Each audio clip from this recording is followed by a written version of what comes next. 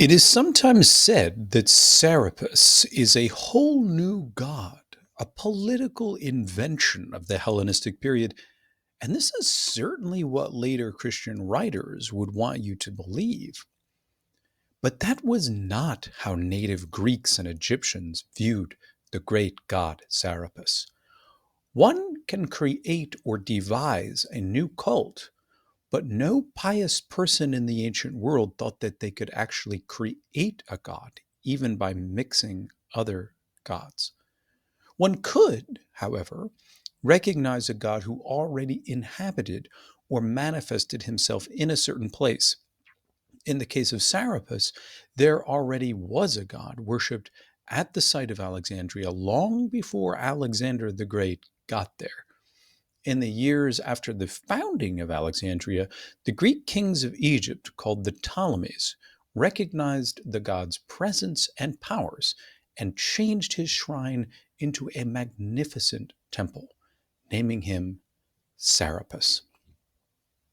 I'm Dr. David Litwa, and if you enjoy free scholarly content, I hope that you'll subscribe to this channel, check out my published books, and join my online school, the Gnosis Academy, where you'll find lots of courses in the fields of Gnostic and Hermetic studies, the New Testament, and early Christianity.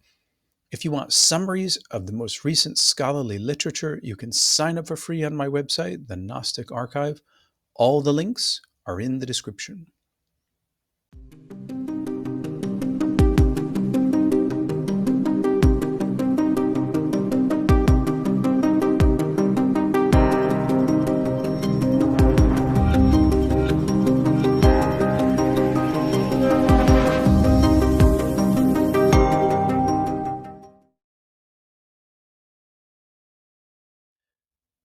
The name Sarapis or Sarapis comes from a combination of Osiris and Apis.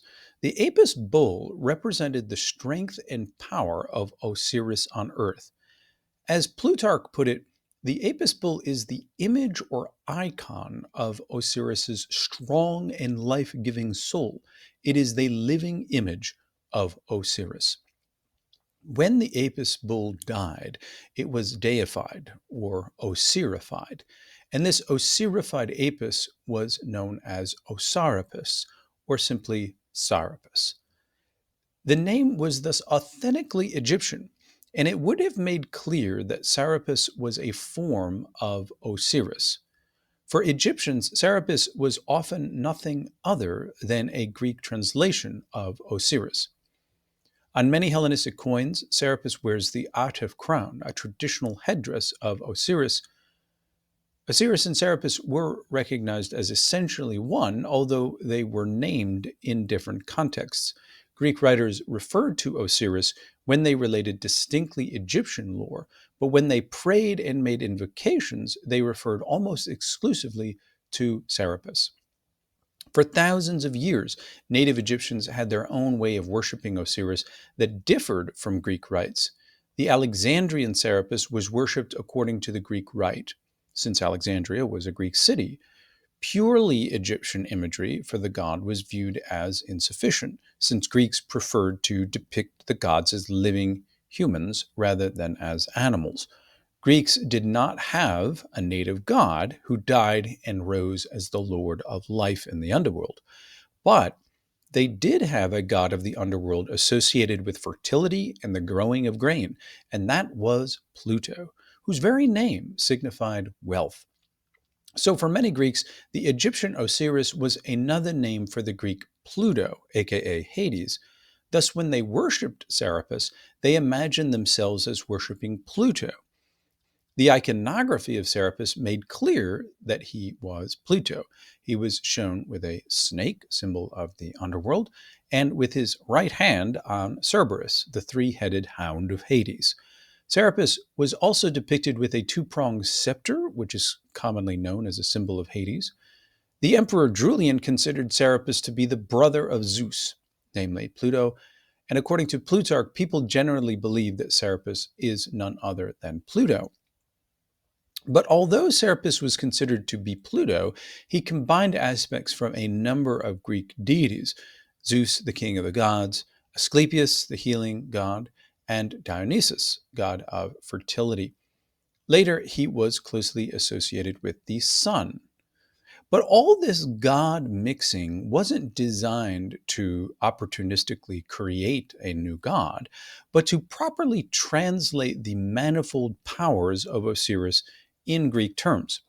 The powers of Osiris didn't precisely map onto the powers of Pluto, who stuck to the netherworld. In essence, Osiris was a much more powerful and present god, active not just below, but also on earth and in heaven. He combined the powers and domains of several Greek deities, and thus the features of several gods were needed to translate him. Iconography is symbolic. Serapis looks like several gods because he combines their powers.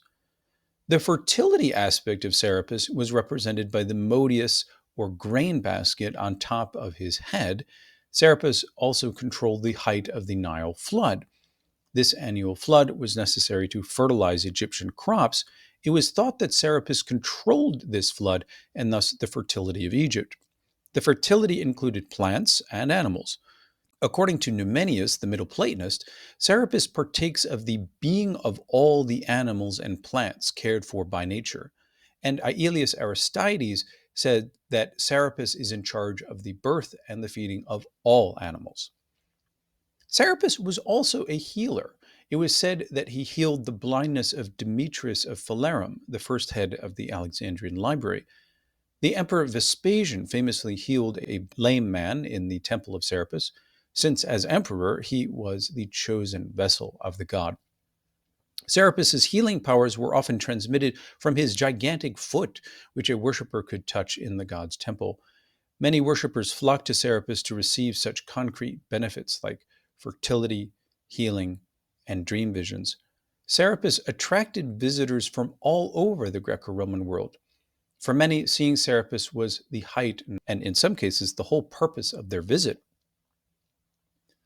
Although the Ptolemies did not create the god Serapis, they did design his temple, cult imagery, and so on, just as one would build a church and commission its artwork today. There are various stories explaining how the Ptolemies came up with the sacred icon of Serapis. They were not content simply to borrow the image of the stiffly standing and mummified Osiris that we often see in Egyptian iconography, nor was the Apis bull appropriate for Greeks who resisted seeing gods in the form of animals. The Ptolemies wanted to have imagery that made sense to Greeks. The tale of how they discovered this imagery isn't strictly historical.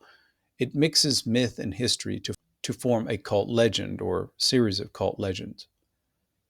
Plutarch says that as the first Ptolemy was building the city of Alexandria, he saw in a dream a colossal statue of Pluto, not knowing nor having ever seen its shape. And in his dream, the talking statue told him to convey it quickly to Alexandria. Ptolemy had no information and no means of knowing where the statue was located, but as he related the vision to his friends, there was a well-traveled man by the name of Sosibius, who said that he had seen in Sinope on the Black Sea the exact same statue as the king saw in the dream. Ptolemy, therefore, sent two royal agents who, after considerable time and with great difficulty on the road, succeeded in obtaining the icon.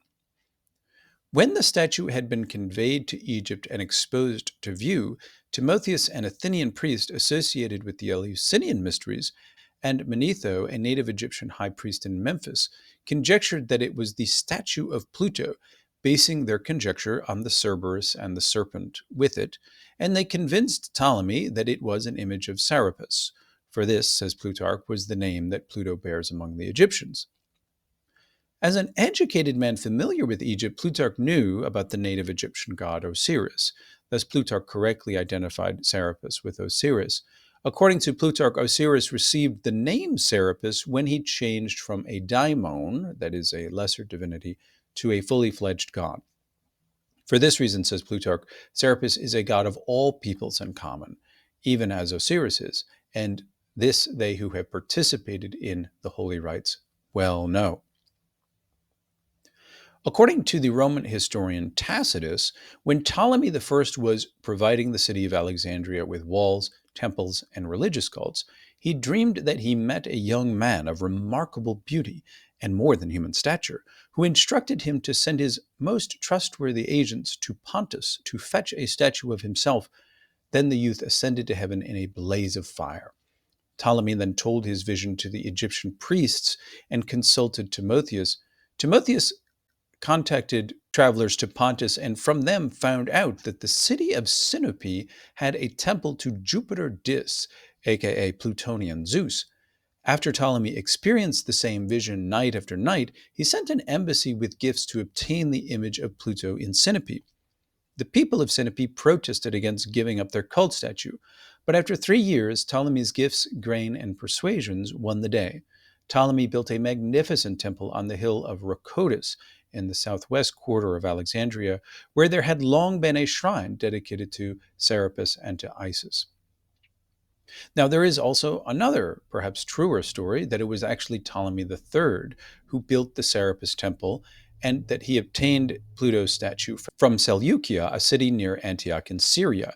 The statue was given as a gift when Ptolemy supplied the city with grain during a famine.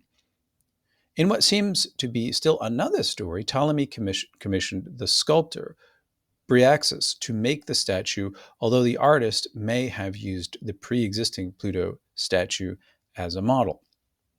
At any rate, Tacitus conveys the prevailing Greek and Roman opinion that Sarapis is the Egyptian Pluto due to the Cerberus and snake which accompany him, as well as the grain basket on top of his head.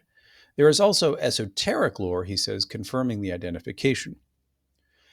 Now, Tacitus knew little about the native Egyptian god Osiris, but he did consider him to be the most ancient deity of the Egyptians. And in the course of the 2nd century and into the 3rd, Sarapis became one of the best recognized gods in Greco-Roman antiquity. He was the patron god of Alexandria, in the sense that Athena was the patron goddess of Athens. They were tutelary or protective deities over their cities. But Serapis was also viewed as a singularly powerful and universal god who ruled land, air, and sea. One could call on Serapis on the sea in case one had a storm. Temples to Serapis sprung up all over the Greco-Roman world.